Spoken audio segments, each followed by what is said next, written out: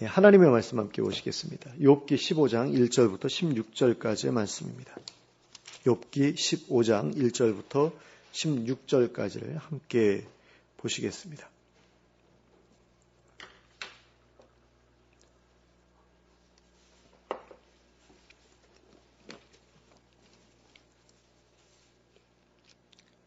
욥기 15장 1절부터 16절까지 합독하겠습니다. 함께 읽겠습니다. 시작.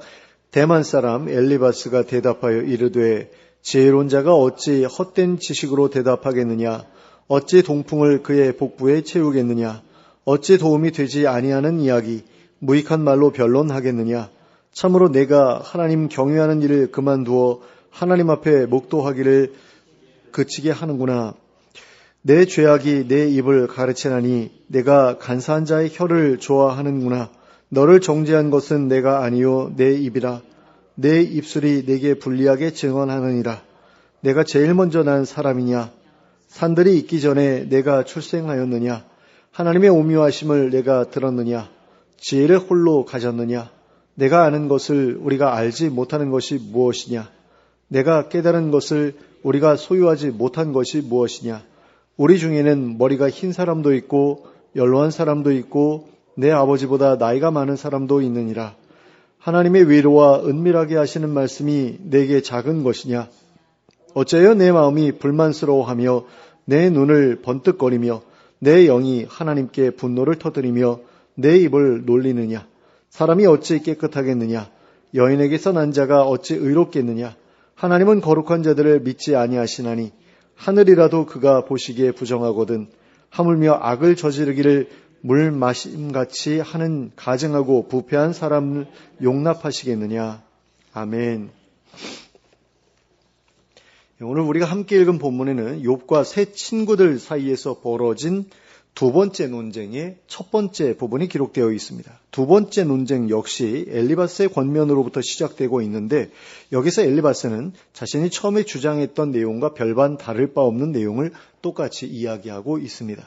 그런데 엘리바스가 본문에서 하고 있는 이야기들은 처음에 했던 이야기들과 조금은 다른 부분이 있습니다. 그것은 엘리바스가 욥에 대해 취하고 있는 태도가 처음보다 더 거칠어지고 공격적이 되었다고 하는 것입니다. 그래서 그런지 본문에 기록되어 있는 엘리바스의 말에서는 많은 허점들을 발견할 수 있습니다. 그러므로 우리는 엘리바스가 욥에 대해 공격했던 내용을 살펴보면서 엘리바스가 말했던 것들 가운데 어떤 것들이 잘못된 말이었는지에 대해 찾아보도록 하겠습니다. 그리고 그것을 바로잡아 보도록 하겠습니다. 먼저 2절과 3절 말씀입니다. 지혜로운 자가 어찌 헛된 지식으로 대답하겠느냐? 어찌 동풍을 그의 복부에 채우겠느냐? 어찌 도움이 되지 아니하는 이야기 무익한 말로 변론하겠느냐? 자, 여기서 엘리바스는 욥이 헛된 지식, 바람 같은 이야기, 무익한 말로 변론하고 있다고 하면서 그런 것을 보면 욥은 지혜롭지 못한 사람인 것이 분명하다고 주장하고 있습니다.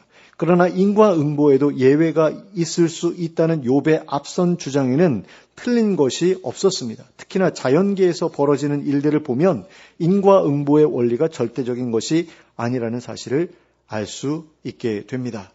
그렇잖아요. 동물이 초식동물이 죄 지은 게 있어가지고 육식동물한테 잡아먹히는 건 아니지 않습니까? 그냥 운이 나빠서 잡아먹힌 걸 수도 있고요. 병이 걸려서 잡아먹힌 걸 수도 있고 제대로 뛰지 못해가지고 잡아먹힌 걸 수도 있고 그런 거죠. 그러니까 모든 것이 인과응보의 원리에 의해서 움직인다라고 하는 것은 자연계만 봐도 알 수 있다라는 것을 욥이 얘기했는데 이게 헛된 지식, 바람 같은 이야기, 무익한 말이라고 볼 수는 없다라는 거죠.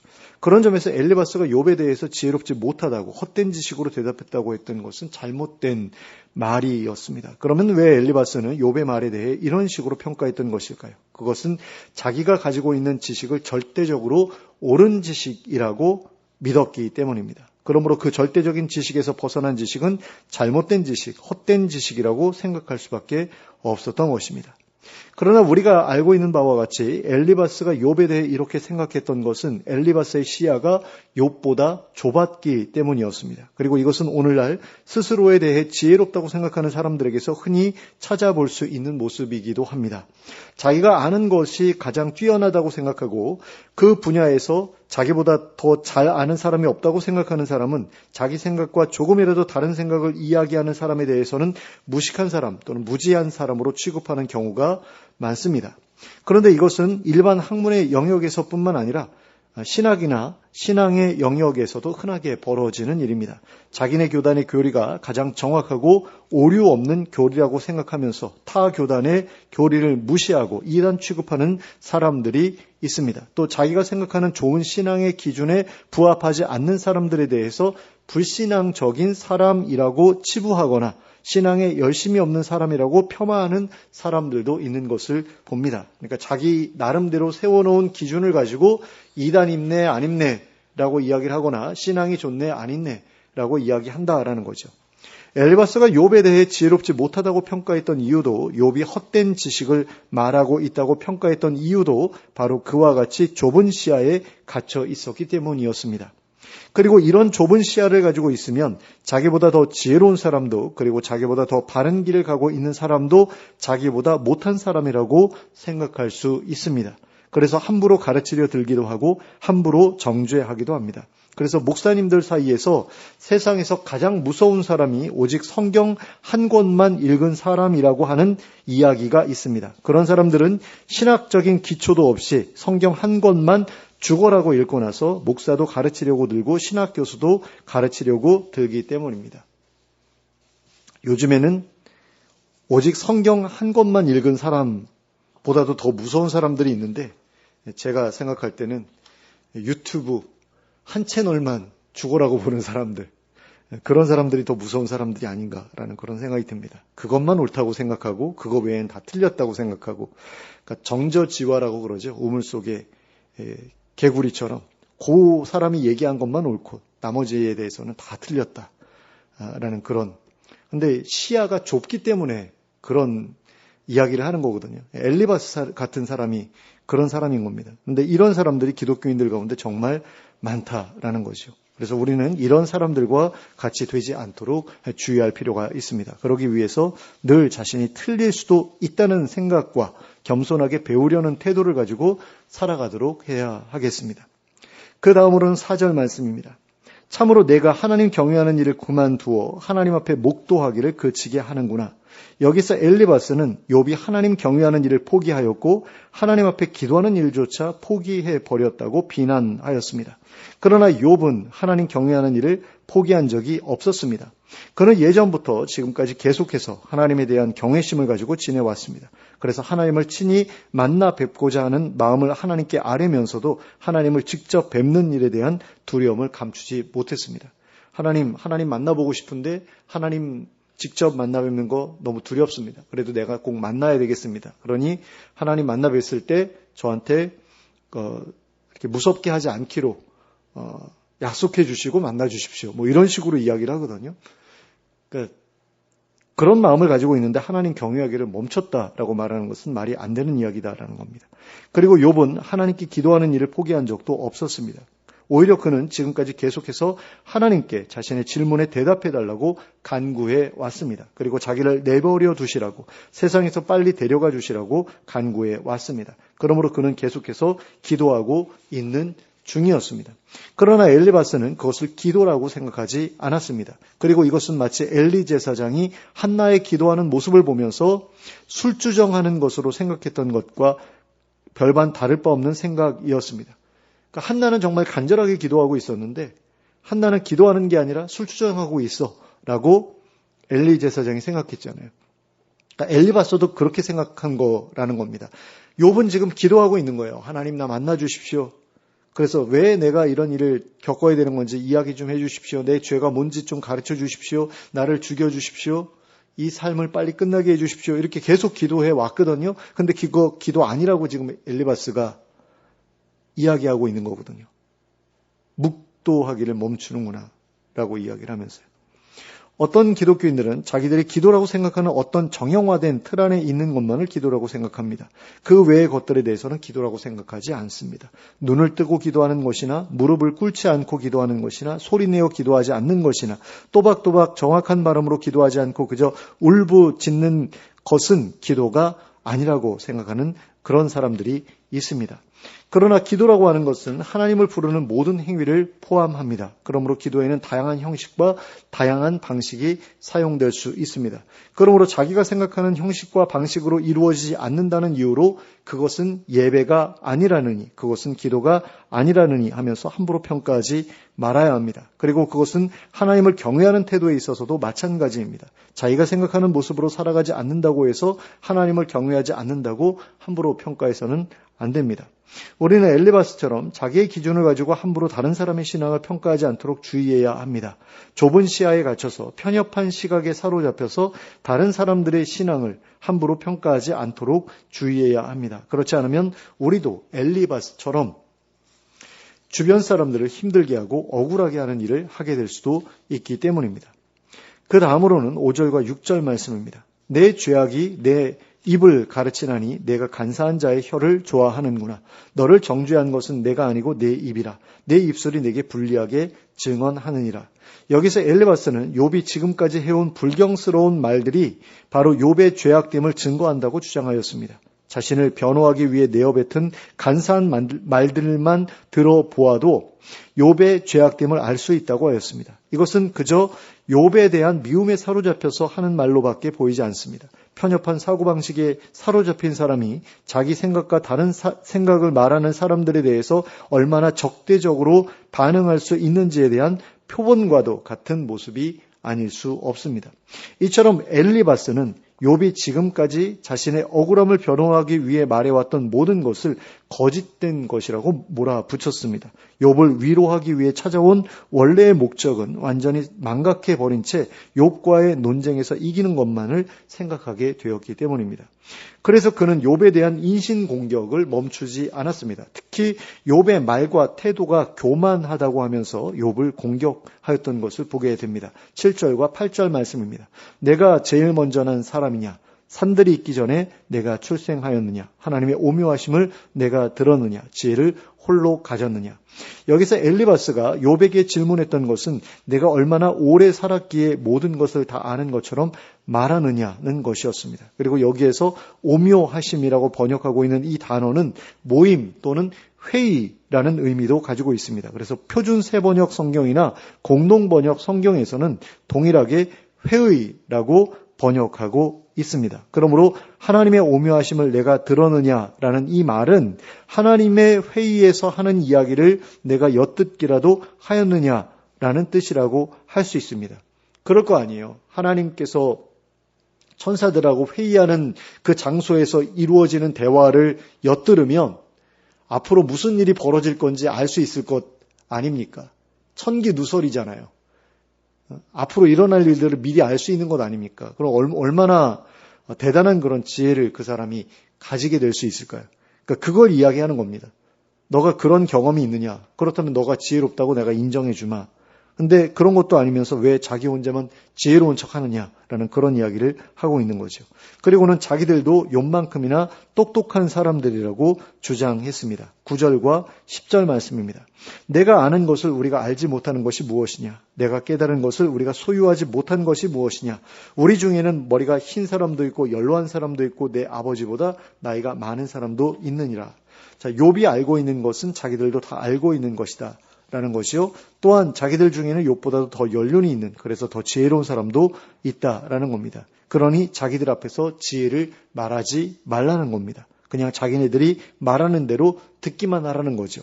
그런데 이 말을 듣다 보면 우리나라 사람들이 서로 싸울 때에 너 몇 살이야? 하면서 나이를 가지고 상대방을 이기려 드는 모습이 떠오릅니다. 논리로 이길 수 없을 것 같을 때 주로 이런 식으로 나이를 들이미는 것을 볼 수 있습니다. 그런데 욥의 친구들도 그런 사람들과 똑같은 모습을 보여주고 있는 것입니다. 이것은 그 사람들이 논리에서 밀렸다라는 그런 증거라고도 볼 수 있는 거죠. 그죠? 나이에서 논리에서 밀리니까 나이를 가지고 너 몇 살이야 이렇게 지금 이야기하고 있는 것이다 라는 겁니다.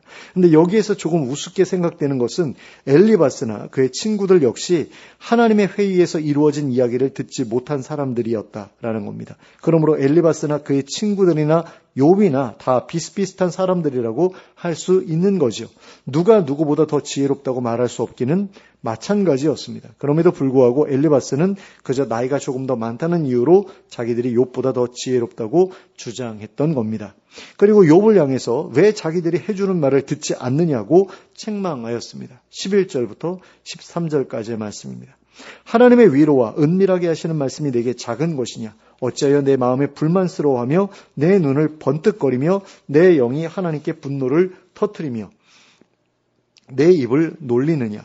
자, 여기에서 엘리바스가 하나님의 위로와 은밀하게 하시는 말씀이라고 말하고 있는 것이 과연 무엇일까요? 욥이 지금 하나님의 위로와 은밀하게 하시는 말씀을 작게 여겼다라고 얘기를 하거든요. 그거 무시했다라고 얘기를 해요. 그러면 도대체 하나님의 위로와 은밀하게 하시는 말씀을 누가 욥에게 들려줬지요? 욥이 만약에 이것을 들었다, 개인적으로 조용하게 들었다라고 한다면 욥의 지혜가 엘리바스의 지혜보다 더 뛰어날 거 아니에요. 근데 지금 그걸 거절했다라고 얘기를 하거든요. 그러면 이건 도대체 누구를 통해서 전달된 이야기냐라는 거죠. 이건 바로 엘리바스와 그 친구들이 욥에게 해주었던 이야기들을 가리키는 것이다 라고 볼 수 있다라는 겁니다. 자기들이 욥에게 해주었던 이야기들을 작게 여겼다라는 거죠, 욥이. 근데 왜 그랬느냐라는 거예요. 그건 잘못된 일이다. 자기네들이 하나님의 위로와 은밀하게 하시는 말씀을 너에게 전해줬으니 그것을 크게 여기고 귀담아 들었어야 한다라는 거죠. 근데 그렇게 하지 않았으니 넌 나쁜 놈이다라는 그런 이야기인 겁니다. 위의 구절들을 통해 알 수 있듯이 엘리바스는 하나님께서 자기들을 도구로 사용하셔서 욥을 위로하시고 또 은밀하게 지혜를 전달하려고 하셨다라고 생각했습니다. 자기들이 하나님의 지혜를 욥에게 전달하는 그런 통로로 사용되었다라고 생각했다라는 겁니다. 마치 오늘날의 목사들처럼 말입니다. 하지만 엘리바스와 그의 친구들이 욥에게 해주었던 이야기들은 위로라고 할 수 있을 만한 것들이 아니었습니다. 그리고 그들의 말 중에 하나님의 지혜라고 할 만한 것들이 없었던 것은 아니었지만 욥의 상황에는 걸맞지 않는 이야기들이 굉장히 많았던 것을 보게 됩니다. 그래서 욥으로서는 그들의 이야기들을 그대로 수용할 수 없었고 그들의 말에 반발할 수밖에 없었던 거죠. 그런데 엘리바스가 그들의 말에 대해서 욥이 반박했던 것을 두고 무엇이라고 말하고 있습니까? 마음에 불만을 품고 눈을 번뜩거리면서 휘번득거린다라고 표현할 수 있겠죠. 하나님께 분노를 터뜨렸다라고 표현하고 있습니다. 하지만 욥이 불만을 품었던 대상은 하나님이 아니라 욥의 친구들이었습니다. 욥이 분노를 터뜨렸던 대상도 하나님이 아니라 욥의 친구들이었습니다. 그런데 엘리바스는 욥이 하나님께 불만을 품었고 하나님께 분노를 터뜨렸다라고 말하고 있습니다. 그러면 왜 엘리바스는 이렇게 말했던 것일까요? 자기가 하나님의 말씀을 대언하고 있는 것처럼 생각했기 때문입니다. 일부 이상한 목사들이 자기들의 설교를 하나님의 말씀이라고 주장하는 것처럼 엘리바스 역시 자기들의 말이 하나님의 말씀이라고 생각했던 겁니다. 그래서 욥이 자기들의 말을 거부하는 것을 가지고 마치 하나님의 말씀을 거부하는 것이라고 인식했던 거죠. 하지만 욥의 친구들이 욥에게 말해 주었던 것은 하나님의 지혜 플러스 자기들의 생각이었습니다. 그들의 말에는 하나님의 말씀과 그들의 생각이 뒤섞여 있었다는 말입니다. 그런데 이것은 목사들이 성도들에게 하는 설교 역시 마찬가지라고 할 수 있습니다. 목사들이 하는 설교는 하나님의 말씀을 해석해서 성도들이 자기들의 삶에 적용할 수 있도록 돕는 것일 뿐이지 하나님의 말씀 그 자체가 아닙니다. 설교는 하나님의 말씀이 아닙니다. 심지어는 성경조차도 하나님의 말씀 그 자체라고 할 수 없습니다. 자, 성경은 하나님의 말씀을 기록하고 있는 책일 뿐이고 그 책에는 하나님의 말씀만 기록되어 있는 것이 아니라 사람의 말도 기록되어 있습니다. 그래서 바울 사도가 이것은 하나님의 영을 통해서 내가 들은 것이 아니고 내 생각이다라고 말하면서 이야기하는 부분도 기록되어 있거든요. 그런데 이 성경에 하나님의 말씀이 사람의 말보다 더 많이 기록되어 있잖아요. 주로 기록된 것이 하나님의 말씀이기 때문에 통상적으로 하나님의 말씀이라고 하는 것일 뿐입니다. 한번 생각해 보시기 바랍니다. 하나님의 말씀에 오류가 있을 수 있습니까? 그럴 수 없죠. 하나님의 말씀에는 오류가 있을 수 없습니다. 그런데 우리가 가지고 있는, 여러분들 가지고 있는 번역 성경에는 오류가 있습니다. 일부이긴 하지만 오류가 있다라는 겁니다. 그렇다고 해서 우리가 구원 얻는 데에 필요한 지식을 얻는 데에 방해가 될 정도로 오류가 많이 있는 것은 아닙니다. 아주 조금 몇 %도 안 될 정도로 조금 있습니다. 하지만 오류가 있다라는 건 사실이다라는 거죠.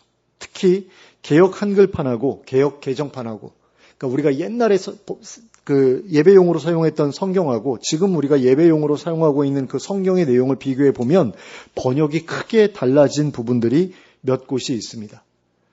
그러니까 요한계시록의 어떤 부분은 완전히 반대로 번역된 부분도 있었어요. 그런 걸 보면 이걸 어떻게 하나님의 말씀이라고 말할 수 있을까라는 그런 생각이 들지 않을 수 없는 거죠. 하나님의 말씀에는 오류가 없는데 그러면 잘못 번역됐던 지난번 성경은 이거는 하나님의 말씀이 아니고 개정개역, 새로 번역된 개정개역만 하나님의 말씀이라고 할 수 있느냐? 그거 아니라는 겁니다. 그러므로 성경은 하나님의 말씀을 담은 그릇일 뿐이지 하나님 말씀 그 자체라고 할 수 없다라는 것을 우리가 기억할 필요가 있습니다. 그런데 어떻게 목사의 설교가 하나님의 말씀일 수 있습니까? 목사의 설교는 하나님의 말씀에 대한 강론 또는 강해일 뿐입니다. 하나님의 말씀에 대한 설명 또는 소개일 뿐이다라는 겁니다. 그러므로 목사들이 자신의 설교를 하나님의 말씀이라고 하면서 성도들에게 자신이 설교에서 한 말을 무조건 받아들여야 한다라고 요구하는 것은 크게 잘못된 일입니다. 그것은 하나님의 자리를 넘보는 일이고 하나님의 권리를 침범하는 그런 일이라고 할 수 있습니다. 목사들은 그저 성경에 기록된 하나님의 말씀을 전달하는 전달자일 뿐입니다. 그리고 성도들이 받아들여야 할 것은 전달된 하나님의 말씀뿐입니다. 목사들이 한 말 중에서 하나님의 말씀이 아닌 것들은 받아들이지 않아도 됩니다. 그리고 받아들이지 말아야 할 것들도 종종 있습니다.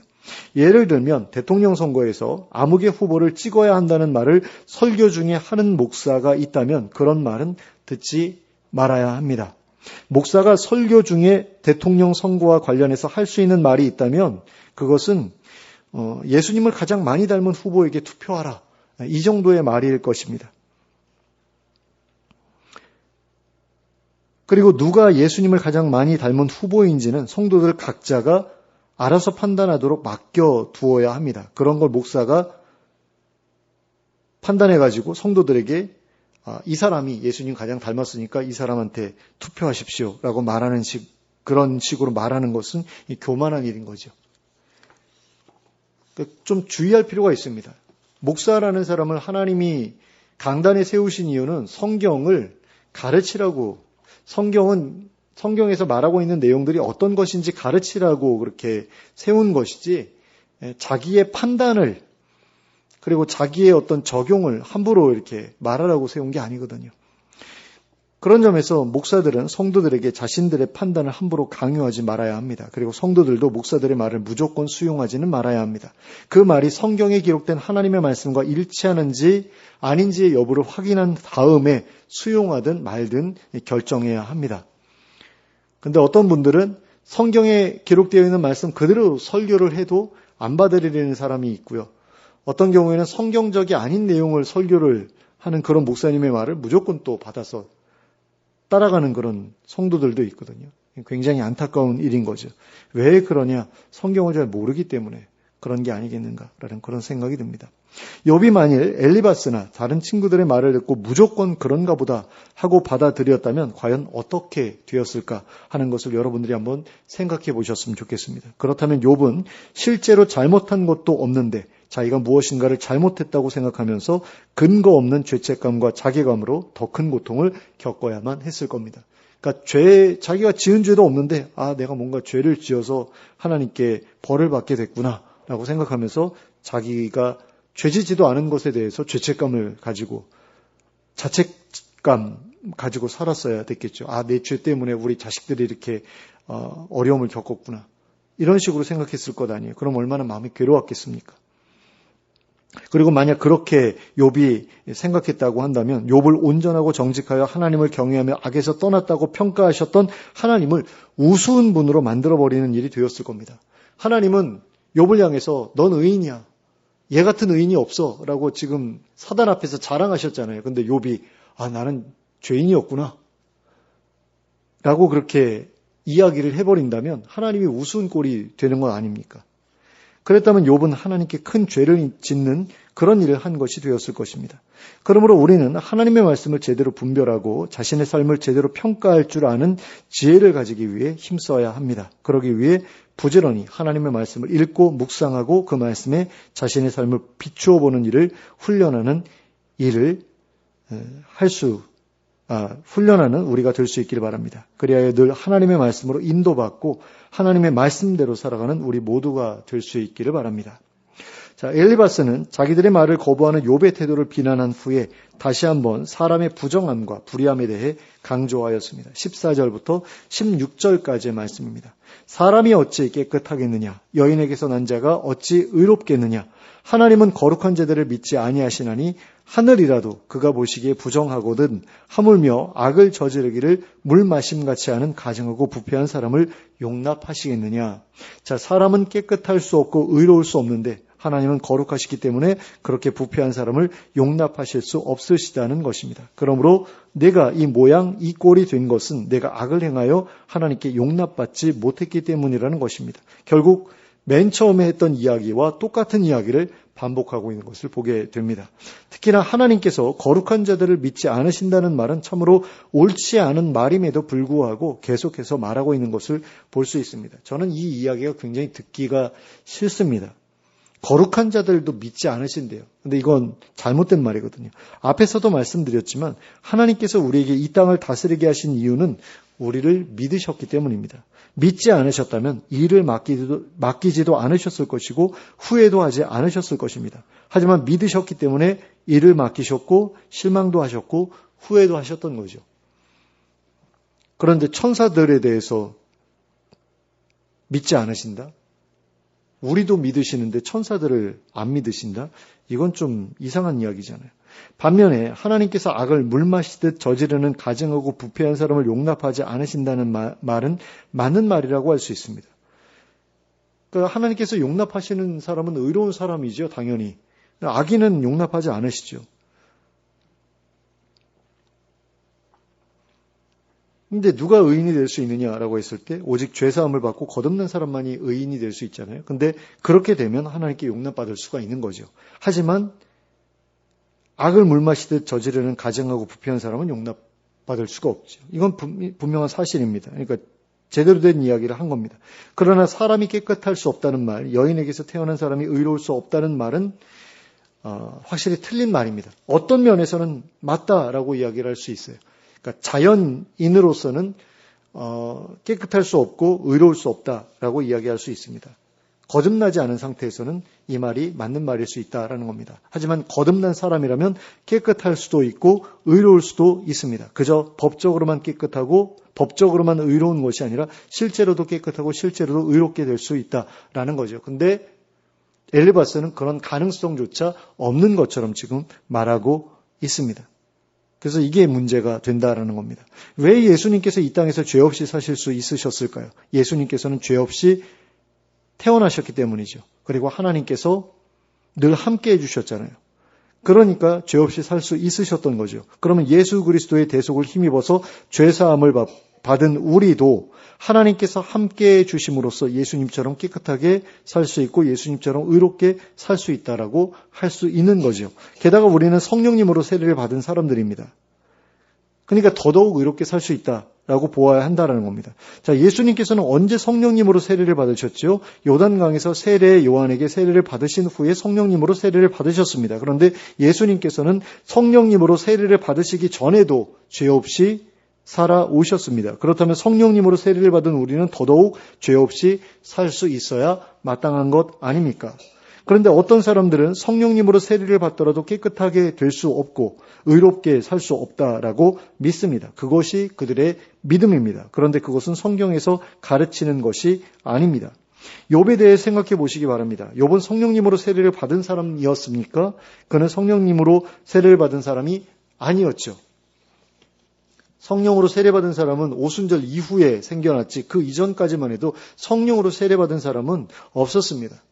예수님이 처음으로 성령님으로 세례를 받는 그 시작을 하셨고 그 이후에 믿은 사람들만이 성령으로 세례를 받았습니다. 그런데 성령님으로 세례받지 못한 욥도 온전하고 정직하며 하나님을 경외하며 악에서 떠난 삶을 살았다라는 거죠. 깨끗하고 의로운 삶을 살았다라는 겁니다. 이게 의로운 삶이 아니다라고 말할 수 있습니까? 없잖아요. 그러니까 하나님께서 지금 욥을 의인이라고 지금 평가하신 거예요. 온전하고 정직하여 하나님을 경외하며 악에서 떠난 삶을 살았는데 그것을 의로운 삶을 살았다라고 말할 수 없다라고 생각하는 것은 이상한 일 아닙니까? 근데 어떤 교리에 사로잡힌 사람들은 그렇게 살기는 했어도 그게 의로운 삶이라고 말할 수는 없어라고 말한다라는 거죠. 약간 정신병자들 같은 그런 사람들이 있어요.